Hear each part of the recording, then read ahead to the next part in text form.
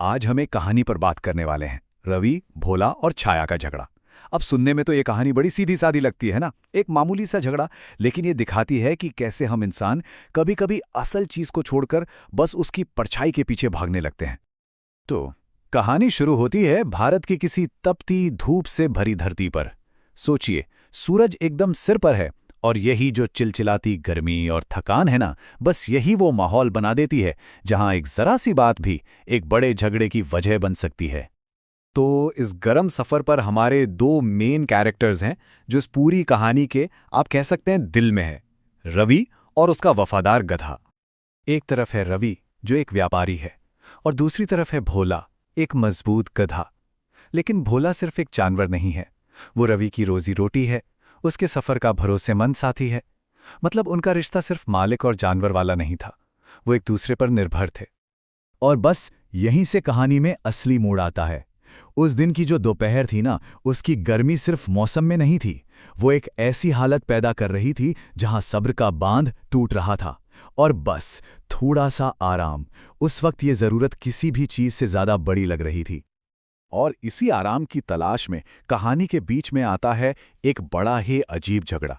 किसी सोने चांदी या खजाने के लिए नहीं, बल्कि एक गधे की जरा सी छाया के लिए। तभी सीन में एंट्री होती है एक और किरदार की, एक मुसाफिर जो रवि की ही तरह बिल्कुल थका हारा है।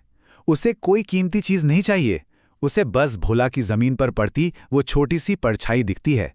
और सच कहूं, उस वक्त उसके लिए वो किसी जन्नत से कम नहीं थी। अब उस मुसाफिर का तर्क बड़ा सीधा सा है, बड़ा लॉजिकल है। वो कहता है, भाई ये सड़क सबकी है तो ये छाया भी सबकी हुई, मुझे भी थोड़ा छांव में बैठने दो। देखा जाए तो ये एक कॉमन रिसोर्स को इस्तेमाल करने का एक सिंपल सा प्रपोजल था। लेकिन रवि का जवाब एकदम मालिकाना हक वाला था। वो कहता है, नहीं, भोला मेरा है तो उसकी छाया भी मेरी है, ये तुम्हारी नहीं हो सकती। बस यहीं पर तर्क की जगह जिद और कब्जे की भावना ने ले ली। तो जब तर्क और जिद आपस में टकराते हैं तो होता क्या है? खैर, इस कहानी में नतीजा ये हुआ कि दोनों ही पार्टियां सब कुछ खो बैठी। हुआ ये कि जैसे जैसे उनकी बहस तेज होती गई और आवाजें ऊंची होती गईं, बेचारा भोला, जो इस पूरे झगड़े का सेंटर था पर इसमें शामिल तक नहीं था, वो उनके शोर से डरने लगा। अक्सर इंसानी झगड़ों का पहला असर किसी ऐसे ही बेजुबान पर पड़ता है जिसे तो बस शांति चाहिए होती है। और आखिर में हुआ क्या? जिस चीज पर यह सारा झगड़ा हो रहा था, वो चीज ही झगड़े से दूर चली गई। शोर और टेंशन से डर के भोला वहां से भाग गया और जाहिर है अपने साथ वो छाया भी ले गया। और अब नतीजा देखिए, छाया तो गई क्योंकि गधा भाग गया और दोनों आदमी उसी चिलचिलाती धूप में खाली हाथ खड़े रह गए। न रवि के पास भोला बचा और न ही मुसाफिर को छाया मिली। मतलब दोनों ही अपनी अपनी जिद में हार गए। तो जब सारी धूल बैठ जाती है, गधा जा चुका होता है, तो पीछे बचता क्या है? सिर्फ एक सवाल, आखिर इस कहानी की असली सीख क्या है? अक्सर कहानियों में एक समझदार आवाज आती है जो हमें हमारी गलती का आईना दिखाती है। यहां भी एक साधु आते हैं और पूरी सिचुएशन को एक लाइन में समझा देते हैं। तुम लोग छाया के झगड़े में उलझ गए और गधा ही खो बैठे। उनकी बात का मतलब बिल्कुल साफ था कि एक छोटी सी चीज के लिए लड़कर दोनों ने कहीं ज्यादा बड़ी और कीमती चीज गंवा दी थी।